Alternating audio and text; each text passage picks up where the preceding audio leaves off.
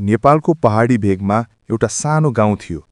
गाउँ सुन्दर त थियो, तर त्यस गाउँमा सुनिल नामको युवकलाई कसैले मन पराउँदैनथ्यो। गाउँका अरू युवाहरू खेतीपातीमा मद्दत गर्थे, कसैले मजदुरी गर्थे, कसैले पढेर जागिर खान्थे। तर सुनिल भने दिनभरिको काम छोडेर कहिले खोलाको किनारमा बस्ने, कहिले चोकमा साथीहरूसँग समय खेर फाल्ने, कहिले फुर्सदमा बाँसुरी बजाउने गर्थ्यो।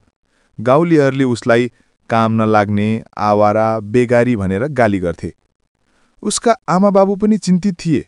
बुवा प्राय गाउँमा साथीहरूसँग बस्दा लज्जित हुन्थे, किनकि सबैले सोध्थे, तिम्रो छोरो किन यस्तो?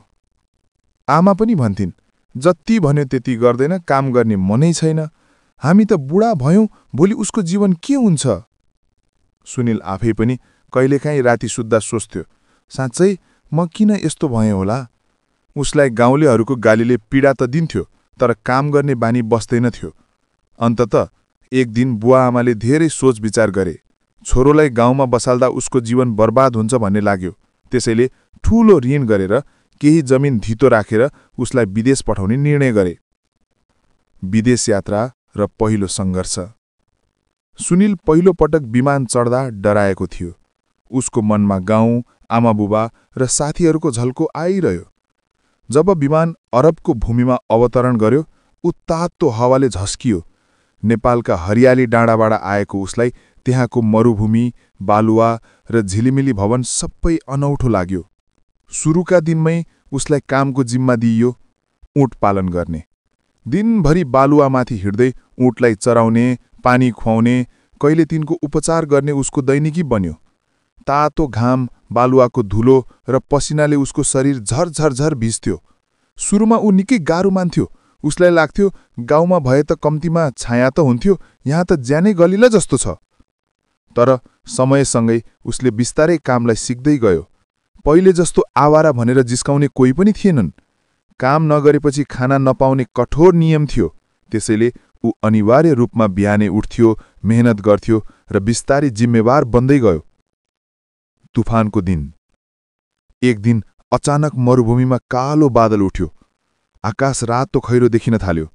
कामदारहरू सबै हतार हतार सुरक्षित ठाउँतिर भाग्न थाले। सुनिल पनि ऊँटहरू भेला पार्दै आश्रय खोज्दै थियो। त्यति बेला उसले देख्यो, पर कतै 3 जना युवतीहरू तुफानको बीचमा अड्किएका छन्। उनीहरू अरबकी धनी परिवारकी छोरीहरू जस्तै देखिन्थे। बतासको जोडसँग उनीहरू बालुवामा ढलिरहेका थिए, आँखा खोलेर हिँड्नै सक्दैनथे। सुनिलको मनमा दया उम्लियो। ऊ सोच्न थाल्यो, म भागे भने उनीहरू मर्छन्।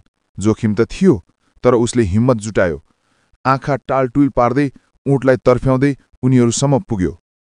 उसले एक एक गरेर उनीहरूको हात समात्यो, कपडाले मुख छोपिदियो र आफ्नो साथमा ल्यायो। तुफान केही घण्टापछि रोकियो। सबै थाकेका थिए। ती 3 युवतीहरूको ज्यान बच्यो। उनीहरू रुन्दै रुन्दै सुनिललाई धन्यवाद दिए।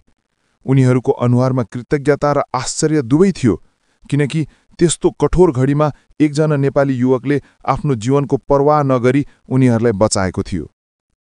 भाग्यको मोड। त्यसपछि गाउँमा जस्तो होइन, त्यहाँ उसको नाम फैलियो। ती युवतीहरू धनी र प्रभावशाली परिवारकी भएकाले उनले आफ्ना परिवारलाई यो घटनाको बारेमा बताए। अरबी व्यापारी र घर परिवारका अगाडि सुनिललाई नायक सरह सम्मान गरियो। ती 3 युवतीहरू सुनिलको साहस र सरल व्यवहारले प्रभावित भए। उनीहरूले उसलाई आफ्नै घरमा बोलाए, राम्रो बसोबास, खानपिनको व्यवस्था गरे। अब उसलाई केवल ऊँट हेरचाह गर्ने काम मात्र होइन, परिवारसँगै बस्ने अवसर दिइयो। सुनिलले यसरी आफूलाई सम्मानित भएको पहिलो पटक अनुभव गर्यो। उसले बुझ्यो, काम नगरेर होइन, साहस र लगनले मात्र मानिसको मूल्य बढ्छ। अरबी परिवारले उसलाई अझै ठूलो जिम्मेवारी दिए। व्यापारी कारवान दलसँग यात्रामा ऊँटहरूको सुरक्षा गर्ने काम।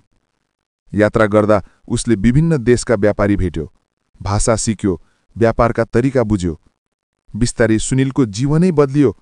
एकातका गाउँलेहरूले जिस्काएको युवक अहिले अरबमा सम्मानित, साहसी र भरपर्दो कामदार बनेको थियो। गाउँ फर्किएको दिन।